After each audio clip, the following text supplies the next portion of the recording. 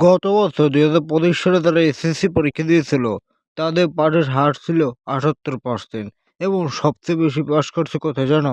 Rajshahi board. আর সবচেয়ে খারাপ করছে কোন বোর্ড জানো? বরিশাল শিক্ষা বোর্ড। সবচেয়ে খারাপ করছে বরিশাল শিক্ষা বোর্ড। ২০২৬ সালে কি এরকম রেজাল্ট হবে?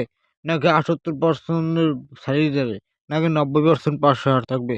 তোমাদের এবছর রেজাল্ট কেমন হতে চলছে জানিয়ে দেওয়ার চেষ্টা করতেছি। তো দেখো, বর্তমানে রেজাল্ট তৈরি করতেছে।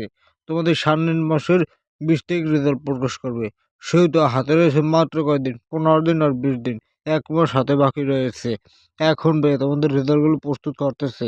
শিক্ষকরা এটা শিওর দিয়েছে যে ২০২৫-২৪ চেয়ে ২০২৬ এর রেজাল্ট ভালো হবে।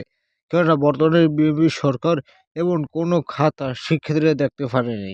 গত বছর কিন্তু খাতা নিয়ে অনেক ঝামেলা হয়েছে। শিক্ষার্থীরা দেখে তাদের খাতাগুলো নষ্ট করে ফেলছে। তোমার মূল্যবান রেজাল্টটা তোমার বড় ভাইরা পায়নি। কারণ ফ্যামিলিকে দিয়ে দেখিয়েছে শিক্ষকরা। যার কারণে এই দশা হয়েছে।